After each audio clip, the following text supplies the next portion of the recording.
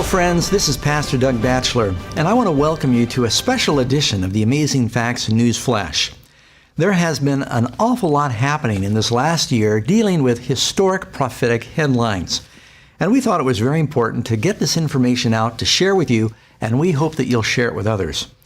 You know, as I was reflecting on everything that was happening in the news over the last year, I was making notes.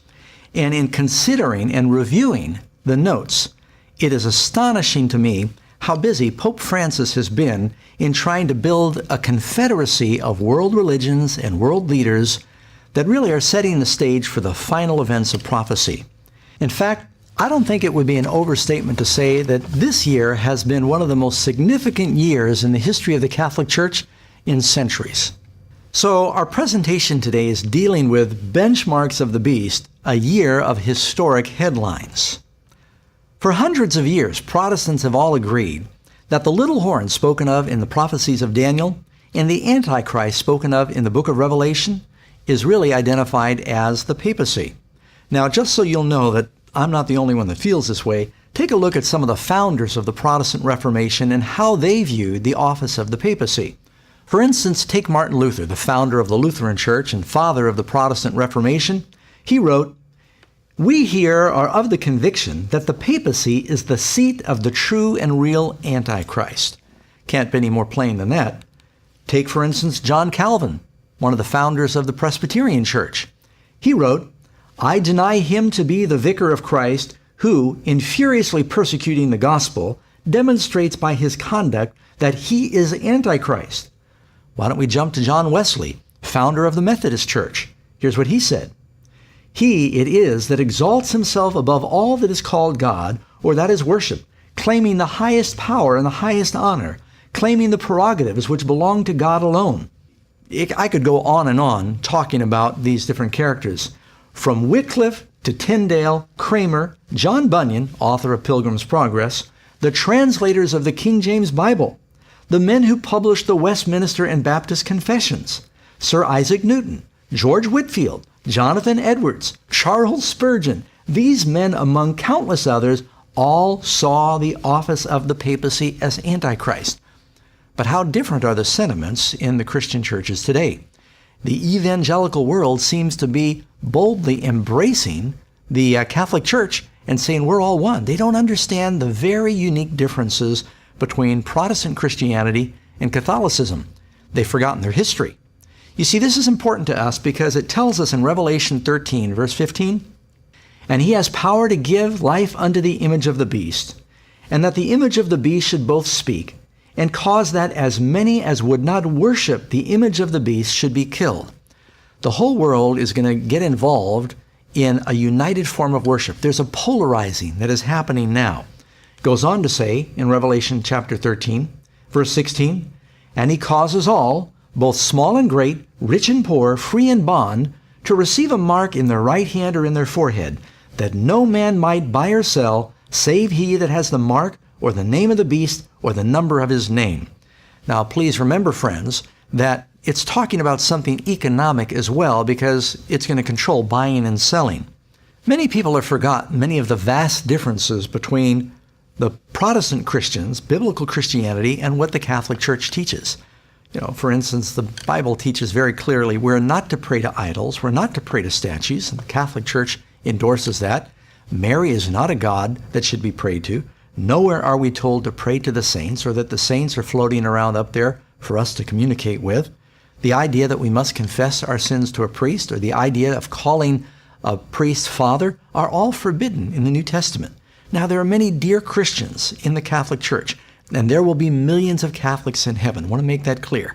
And I expect to see Mother Teresa in the kingdom of God. So we're not talking about Catholic individuals. We're talking about an institution that Bible prophecies foretold would radically drift from the foundation of God's Word. And that this institution would be instrumental in the last days and compelling the world to worship in a way that the Bible forbids. And true Christians are going to have to choose whether to follow the beast or whether to follow Christ in the Bible. That's why this presentation is very important. Well, with that in mind, let's review some of the things that happened with the Catholic Church and Pope Francis in 2014 and see if you don't get excited realizing we're living near the end of time. I think we all remember how stunned we were when we heard this personal video message delivered with such heartfelt emotion and appeal from Pope Francis to a Kenneth Copeland Evangelical Leadership Conference.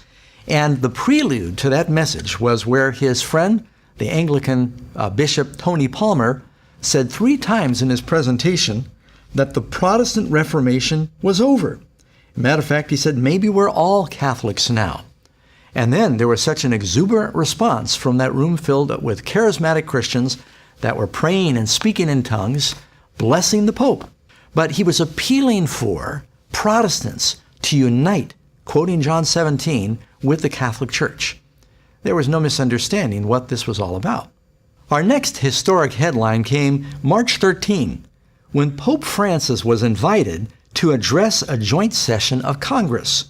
A special letter was written by House Speaker John Boehner, also endorsed by Nancy Pelosi, giving a formal invitation to the Pope to come and address the most powerful political leaders in the most powerful country of the world. It's extremely significant when the Pope receives an official invitation to address the joint sessions of Congress. It's generally accepted that this event is going to be happening sometime in September 2015 when the Pope makes a special trip to Philadelphia. Another historic headline took place March 27, when the President of the United States, Barack Obama, went to visit Pope Francis at the Vatican. And they spoke together privately for an hour. During that time, the Pope gave the President a medallion symbolizing the need of peace and solidarity between the 2 hemispheres. And the President gave the Pope a seed box where the wood of the box was made from the first Catholic cathedral in North America. This reminds me of those scriptures that say that the U.S. is going to be that second beast that will make an image to the first beast that had the deadly wound that was healed. The next news flash and historic headline was when the Pope announced that he would be canonizing 2 former popes.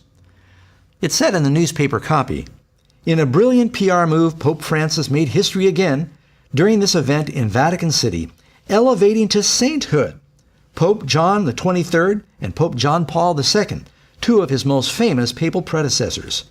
Many Catholic analysts believe that this was done partly to unify the world's 1 billion Roman Catholics that have been somewhat fragmented. Following the service, Pope Francis gently embraced the former Pope Benedict XVI, who also attended the occasion. 2 living popes there honoring 2 dead ones. Even more importantly, this act is seen as an effort to greatly elevate the status of Pope Francis, who evidently has enough power to declare the other popes saints. What does it mean when a living pope has enough clout and authority to declare dead popes saints that can be prayed to? This event was seen as something that would greatly exalt and elevate the status and power of Pope Francis. This epic spectacle that was attended by thousands of bishops and priests was beamed by satellite all around the world. You know, friends, the Bible is very clear. We don't need to pray to dead popes in order to get God's attention. We can go directly through Jesus.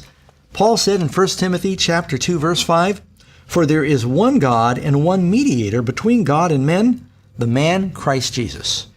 But wait, friends, there's more. Now for another important headline. May 9th. The Pope advises the United Nations on economics, calling for legitimate redistribution of wealth to the poor. Here you have the Pope. He's a church leader, and he is meeting at the Vatican with the leader of the United Nations, giving the United Nations economic mandates. Oh, friendly advice, I should say. It says here, Vatican City, AP, Pope Francis called Friday for governments to redistribute wealth to the poor in a new spirit of generosity, to help curb the economy of exclusion that's taking hold today. Regarding the global economical and political organization, there is still a lot to do. An important part of humanity continues being excluded from the benefits of progress and, in fact, set aside as second-class human beings. The future Sustainable Development Goals should be formulated and executed with magnanimity and courage for them to reach and have an impact on the structural causes of poverty and hunger. Francis made the appeal during a speech to UN Secretary General Ban Ki-moon and the heads of major UN agencies who are meeting in Rome this week. Latin America's first pope has frequently lashed out at the injustice of capitalism on the global economic systems that exclude so much of humanity. On Friday, Francis called for the United Nations to promote a worldwide ethical mobilization of solidarity with the poor in a new spirit of generosity. All of this may seem to be just very innocuous and fine, but what gets my attention is look at the power of the Pope, that the leaders of the United Nations are in the Vatican and the Pope is talking about economic policy. Doesn't Revelation tell us that the time is coming when this beast power is going to declare who can buy and sell? It's all leading in that direction, friends. Another headline. On May 25, Pope Francis made his first visit to the Holy Land and he called for peace. Il principe della pace. Desidero rivolgere un invito a lei, signor Presidente Mahmoud Abbas, e al signor Presidente Shimon Peres, ad elevare insieme con me una intensa preghiera, invocando da Dio il dono della pace. Offro la mia casa in Vaticano per ospitare questo incontro di preghiera. This was the first time Pope Francis made a visit to the most important holy sites for Jews, Muslims, Protestants, and Catholics. This represents a very significant photo op for the leader of the Catholic Church, showing that here he is, hugging and embracing Jews and Muslims and Protestants all on this holy site. You know, this reminds me of that verse in 2 Thessalonians 2, verse 3 and 4. And the man of sin is revealed, the son of perdition, who opposes and exalts himself above all that is called God or is worshipped, so that he as God sits in the temple of God, showing himself that he is God. You know, friends, it wasn't a mistake speaking to the general evangelical Christians that are waiting for the temple to be rebuilt and that are campaigning for the freedom of Israel, that the Pope would go to that location to show that he can pull together the world's religions. Reminds me of that passage there in Thessalonians that talks about he sits in the temple of God showing himself that he is God in the context of a religious leader. I don't think any of us can miss that the Pope is framing himself as the spiritual leader for the religions of the world. You can see this is a picture that really says it all, friends. Here you have the Pope standing by the Wailing Wall, this holy site, and he's flanked by Muslims, Orthodox, and regular Jews. Let's not misunderstand the significance of what happens when the Pope comes to the convergent point of the religions of the world, the Middle East, and he embraces the Muslims and the Jews and the Christians and places himself in the middle of it all. Our next historic headline took place June 1st, when the Pope attended a charismatic convocation for the first time. It says it right here in the copy. Pope Francis speaks to almost 53,000 charismatics gathered in the Olympic Stadium in Rome for the 37th National Convention for the Renewal of the Spirit Conference. As the Pope knelt there, right on the ground, they all prayed over the Pope in tongues, reminding us of that other video we saw when Kenneth Copeland in the leadership conference, they all prayed in tongues over the Pope. Almost seems like the Pope now, that the Catholic Church is endorsing this doctrine of speaking in tongues. In fact, it said here in the newspaper report that during the event, the Pope acknowledged he had once been uncomfortable with the charismatic movement, but he said he is evidently feeling much better now. In fact, the Vatican declared this is the first time in history in which a Pope has visited an international charismatic renewal convocation. And we have another historic headline.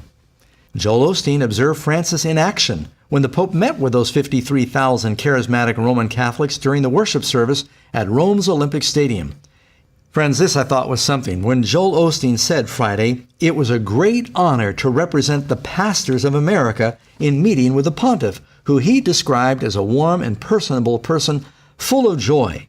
And he represents a church, one of the largest Protestant churches in North America, but he doesn't represent me, and he doesn't represent a lot of other Protestant pastors in North America.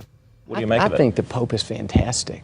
You know, I just think his tone, his humility, his, you know, I loved when he said the other day, you know, and it's our view too. We're not trying to, you know, make this a little bitty narrow thing. Anybody's welcome. We may not agree 100% on doctrine and theology, but you know what? The church, Catholic Church, our church, it's open for everybody, so I like his tone. I think those are some fascinating comments from Pastor Osteen, who's such a widely respected figure in North America. Pope Francis invited these Protestant leaders to the Vatican, including members of the Latter-day Saints, to discuss the question, can we find common ground in order to advance the life and ministry of Jesus so people can experience the joy of the Christian faith? All sounds so beautiful, friends, but it's all leading towards a dangerous kind of unity. The next historic headline took place on June 8th, when the Pope inserts himself in the Middle East peace process. Of course, earlier this year, there was a terrible war going on between Palestine and Israel, bombs flying back and forth. And so it was very important that there were peace talks. And during the Pope's first visit to the Middle East, that's when he talked to the president of Palestine and the president of Israel, Shimon Peres. He invited them to the Vatican, where he said, come to our headquarters. We'll pray for peace there. We'll talk about peace there. Another thing I thought was very interesting is during this meeting in the Vatican, for the first time, the Quran was read and Muslim prayers were offered here in their holiest place. And it's amazing. You'll see later in the presentation how the Pope is being turned to negotiate peace. You know, these peace talks remind me of a passage in the Bible where Paul says in 1 Thessalonians chapter 5, verses 1 through 4, he's talking about the second coming.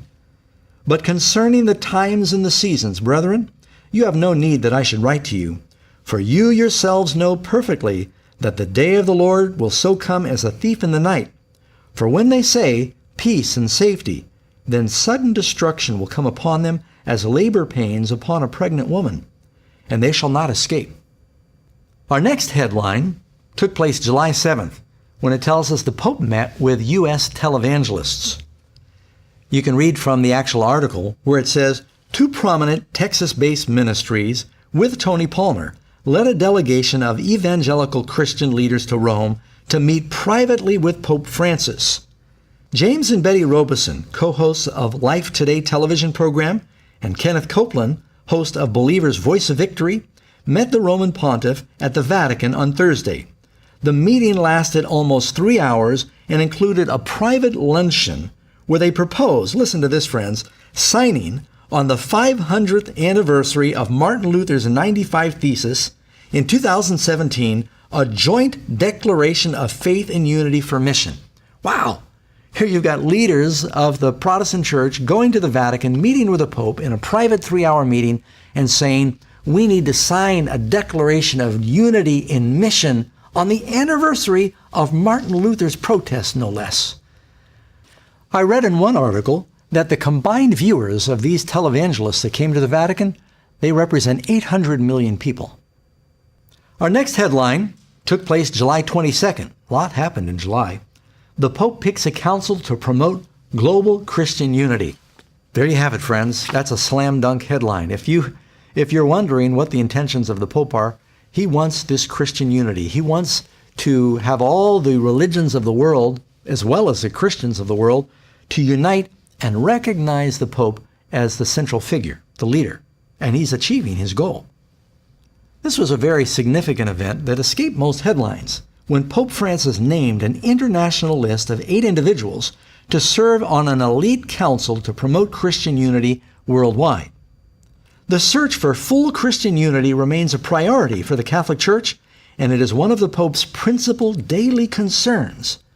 That was the message that Pope Francis shared on Thursday with members of the Pontifical Council of Promoting Christian Unity, who are taking part in a plenary session in the Vatican this week. That document marked the start of a new era in the Catholic Church's relations with Christians of all different denominations. Some of you remember those passages in the Bible that talk about the healing of the wound? Notice the wording of this statement. Earlier hostility and indifference that caused such deep wounds between Christians, the Pope said, has given way to a process of healing that allows us to welcome others as brothers and sisters united in our common baptism. Another headline I thought should include, perhaps not historic, but significant nonetheless, August 22nd, the Pope approves the use of military force. Here's how that was reported. During a news conference aboard a plane on his way home from Seoul, Korea, on Monday, Francis was asked explicitly, "Do you approve of the Americans' bombing?" Talking about the bombing of ISIS. Pope Francis responded, che è lecito fermare l'aggressore ingiusto. Now, this was not really a new position for the Pope. The Vatican, of course, has launched many crusades and endorsed a lot of military action throughout history. But I thought it was important to understand, where does Pope Francis stand on these issues? Our next historic headline, September 4, Pope asked to head United Religions Organization. Former Israeli President Shimon Peres elevated the Catholic leader as a central figure for world peace. Traditionally, Jewish leaders have felt the papacy has been compliant with anti-Semitic movements. Shimon Peres called the Pope a more powerful peace advocate than the United Nations. Then, as if that wasn't enough, it tells us that U.S. Deputy Assistant Secretary of State, Jerry White, he called for a global covenant of religions with the Pope as the head. So what would a global covenant or agreement look like to renounce violence in the name of religion, in the name of God? What type of parchment is needed for such a thing? What type of gathering to take the fullness of Sant'Egidio's work as well and go even higher with the invitations of the Vatican and Pope Francis? Everybody's turning to the Pope. You know, one other thing that happened is Fox commentator Judge Jeanine, she said the Pope is the one that ought to lead out in solving the problem of the war in the Middle East. Tonight, Christians in the Middle East marked for death because of their faith, and no one is fighting for them. As Christians are slaughtered, churches torched, and families forced from their homeland, the mass murder of Christians is underway. So who should be defending Christians? Who? The leader of the Catholic Church, the Pope, the man who shepherds the faithful. That's pretty significant coming from Judge Jeanine, who is a very popular commentator on Fox News. Next historic headline we go to October 27. Pope declares faith in the Big Bang and evolution. Well, this really isn't a historic headline because the Catholic Church has said for a long time that they believed in evolution and in the potential of the Big Bang theory. But it tells us where Pope Francis stands. What you find in the article, it says the Big Bang, which scientists believe led to the formation of the universe some 13.8 billion years ago, was all part of God's plan. The Pope said the scientific account of the beginning of the universe and the development of life through evolution are compatible with the Catholic Church's vision of creation. Of course, friends, if evolution is true, then you can't take the Genesis account of creation as being literally true. But Jesus said they are. You see, Christ said, if you don't believe Moses, you don't believe me. Now we have another historic headline. The following month, November 18, Pastor Rick Warren meets with the Pope at the Vatican, and he's invited to speak at the Vatican. Rick Warren, leading American Protestant minister, after meeting with Pope Francis, said, "Up close you can feel the humanity and the compassion that others see from afar." Warren went on to say, as long as Catholics and Protestants love Jesus, we're all on the same team. Well, friends, I tell you, that kind of troubles me because I think there are deep, vast differences between what Protestants believe and what Catholics believe. And all of this love language is really, it's being used to build a false unity that's going to work against us in the last days. Participants at the conference, that included Southern Baptists as well as Muslims, Jewish, and Latter-day Saint representatives, considered topics such as traditional marriage, cohabitation, and same-sex marriage. You can see the unity is all being based upon things that are very important to these various religions, but that unity is going to end up backfiring. I think everybody recognizes that Rick Warren, who is probably one of the most influential American authors and pastors, for him to go and represent evangelicals of North America speaks volumes. Why did you want to be part of this Vatican meeting, this international colloquy on marriage? Why did you consider it important that you be there and offer a message? Well, when the Pope invites you, you go. Rick Warren goes on to say, as long as Catholics and Protestants love Jesus, we're really all just on the same team. On to the next historic headline. Newsflash, November 30. Pope calls for all Christians to unite. Well, he's not beating around the bush. he's inviting Christians everywhere to unite. And listen to this. Speaking from Istanbul, Turkey, Pope Francis, joined by Patriarch Bartholomew, the spiritual leader of 250 million Orthodox Christians, he's encouraging all the faithful to join them in praying that all may be one, that the world may believe. The two leaders also signed a document declaring the same. In addition, the Pope and the Patriarch also called on the world to foster solidarity and greater dialogue with Islam that is based on friendship and respect. Have you ever wondered how the Islamic religion was going to fit into the final scenario of the book of Revelation? Well, they're all pushing for a love one another unity here.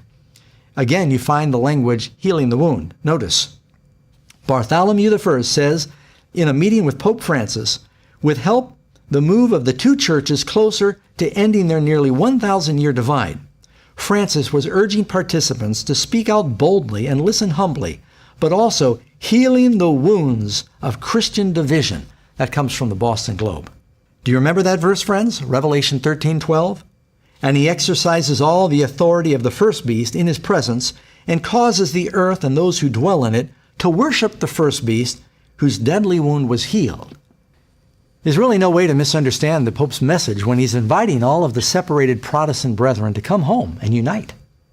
Our next historic headline, December 2, Pope joins world leaders to condemn slavery. That's a cause I think we would all support. But just notice that he calls together the religious leaders of the world, and they come to Rome. It says, for the first time in history, major Catholic, Anglican, and Orthodox Christian authorities, along with leaders of the Buddhist, Hindu, Jewish, and Muslim religions, that covers about everybody, met to sign a shared commitment against modern slavery, which is considered a crime against humanity.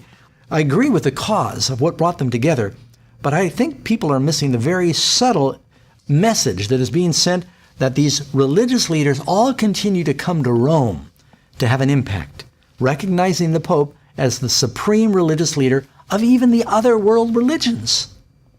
Okay, friends, moving on to our next historic headline, December 11, Pope Francis takes the world by storm. This comes from a report released by the Pew Research Center, and it shows that the Pope has broad support across much of the world. 60% of the 43 nations polled have a positive view of the pontiff. And Americans in particular have shown their fondness for Pope Francis, often extolling his simplistic style. According to the same Pew Research study, 78% of Americans view the Pope favorably. Well, the president would love ratings like that. Friends, do you realize that means that Pope Francis has the highest ratings of any politician or religious leader in the world? Next headline, December 15, Pope leads the most progressive year for the Catholic Church.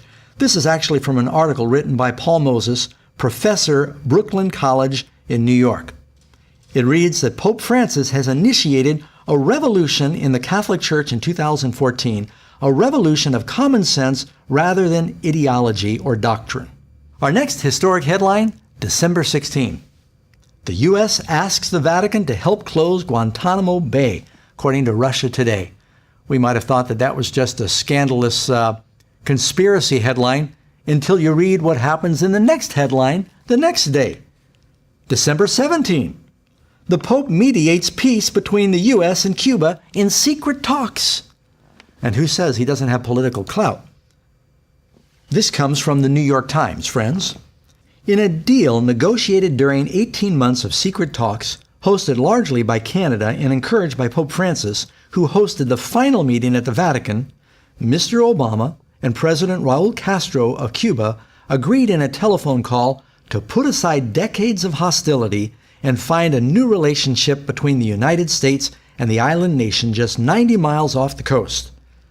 In spite of 50 years of communism, friends, the Catholic Church is still the largest church in Cuba, so this was not an accident. Why does this remind me of Revelation chapter 17, where it says, "Come, I'll show you the judgment of the great harlot who sits on many waters, with whom the kings of the earth have committed fornication." It tells us this woman is involved in the negotiations and the intrigue of political powers. That's exactly what the Catholic Church is doing. That's why the Vatican has ambassadors coming from around the world. Going on to our next headline, December 18, under Francis, a bolder vision of Vatican diplomacy emerges. Again, New York Times. Perhaps the timing was purely coincidental, but a day after he was credited with helping to broker the historic diplomacy breakthrough between Cuba and the United States, Pope Francis began his Thursday morning by greeting a new crop of envoys to the Vatican and offering some advice. Quote, "The work of ambassador lies in small steps, small things, but they always end in making peace, bringing closer to the hearts of the people, sowing brotherhood among the people." He said, "This is your job, with little things, with tiny things." The writer goes on to say, what has changed with Francis, or what has been restored, is a vision of diplomatic boldness, a willingness to take risks, and to insert the Vatican into diplomatic disputes, especially where it can act as an independent broker. Right there, they admit that the Vatican is an international broker in diplomacy between nations. Just as John Paul, the first Polish pope, had a unique credibility and a voice against communism, so too does Francis, the first Latin American pope, now benefit from a unique credibility in the Western Hemisphere, the developing world. Friends, we've just been considering a few things that are seen in the headlines. God only knows what's really happening behind the curtain right now. But we can observe that there have been very significant, bold movements forward for this Antichrist power that ought to excite Christians. Now, I don't say these things to cause unnecessary sensation. I just really believe that prophecy's true. And I think Christians ought to be excited. That means Jesus is coming soon. This also ought to be a mobilizing influence for the church so that we can do everything we can to get the message out. We're not going to have forever. So friends, when we consider all these historic headlines, I need to just ask you, what do you think would happen right now if there's a financial international meltdown? Or if some rogue nation detonates a nuclear weapon? Or if there's some catastrophic natural disaster? After looking at these headlines, where do you think the people and leaders of the world are going to turn for help? Is there any question that they're going to be turning to the Vatican? They're going to be turning to Pope Francis? Now, I don't know whether this Pope is the one that is going to implement all of the final events, but I don't think anyone can deny that this first Jesuit Pope is doing more than anyone before him to set the stage for the final events, and we ought to be praying and getting ready. Friends, I should also mention at this point that Amazing Facts has a special DVD called Revelation, The Bride, the Beast, and Babylon. It explains a lot of these things that we're talking about. You need to be able to share that with other people, help them understand who is the Antichrist power that Protestants recognize in the last days. And if there's anything you could do to help us get these DVDs out, friends, we would deeply appreciate it. We really need your help right now.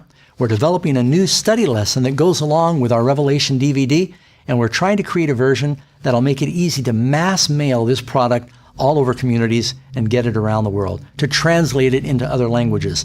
Time is running out. People need to know the truth. God bless you. Let's all pray together. We can be ready for that day when Jesus comes very soon.